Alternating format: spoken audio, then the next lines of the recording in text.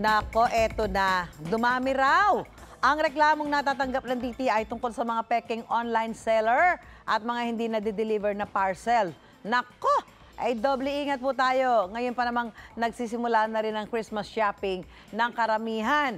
Yan ang pag-uusapan natin kasama ang ating kapuso sa batas, Attorney Gabby Concepcion. Good morning, Attorney Gabby. Good morning din sa iyo, Ate Sue. Good morning sa lahat ng mga nabibiktima ng mga fake or bogus sellers. Actually, yung mga fake online seller, hindi na bago yan. Baka dumami na lamang sila. Dumami, di ba? Nag-mutate. Yung iba, kunwari, may ibinebenta produkto sa murang halaga, pero kapag nakapag-bank transfer ka na, black ka na bigla. Ano ang magiging pananagutan nila sa batas, Attorney? Nako, ito yung ating paulit-ulit, good old-fashioned estafa o swindling sa ilalim ng revised penal code po natin. Ngunit ito ay at dinaan nga kasi dahil sa the use of technology, ay mas mataas ang penalty dahil sa Republic Act 10175 or ang Cybercrime Prevention Law. Of course, ang estafa ang krimen kung nagbayad na po kayo, pero wala naman talagang pinapadala sa inyo ng mga items. Ito rin ang estafa kung ang nakuha nyong item ay kulang in terms of quantity at kulang din in terms of quality. Kasi iba yung binibenta nila tapos iba yung quality na binigay sa inyo.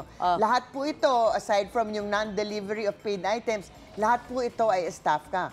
Of course, ang penalty ng estafa ay ayon sa amount na naloko sa inyo. So halimbawa, kung ang item ay between 6 to 12,000, halimbawa, hanggang 4 years and 2 months ang kulong, at pataas at ang maximum ay hanggang 20 years, depending sa amount.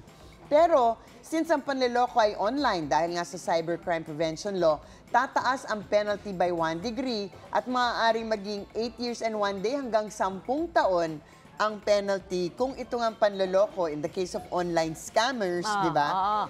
Yan ang penalty dahil nga ang estafa o panloloko o swindling ay ginawa through the internet. Eto, Attorney, kung may mga fake seller, mayroon din bogus buyers. Oo, talagang nag-mutate na nag-mutate. Sabi sila, at nambibiktima naman ng mga online seller. Ito yung mga bibili kunwari ng produkto at magpapadala ng screenshot ng bank transfer. Pero kapag nakuha na ang produkto, malalaman ng seller na ang bank transfer, peke pala. Ano naman ang sinasabi ng batas tungkol dito? Napakarami nilang peke. Grabe, no? Talagang napaka-creative na rin sila. They're all over. Nax, all over. All over, yes. So, ganun din. Pareho silang manloloko. Opposite sides of the same coin. Kumbaga, estafa pa rin naman ang panloloko by using, in this case, no? Using a fictitious name and pretending to have the means to buy the item. At saka paggagamit ng fake documents para makumpinse ang kawawang seller. So usually, gumagamit sila ng mga dummy account, fake information details.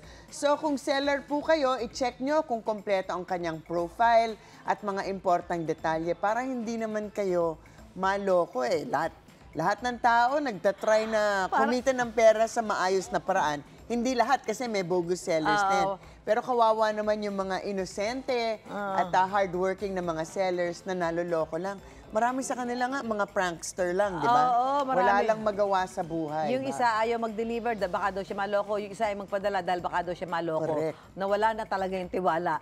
Pero mabuti na rin na maging careful tayo. Pero mas mahirap ikaw maglalabas kasi ng pera di ba? Mas mahirap po talaga Samantala, maraming salamat, Attorney Gabby Concepcion. Happy weekend! Happy weekend! Keep safe kung kayo man ay mag-out of town. Alam mo na. Enjoy the rest of the weekend.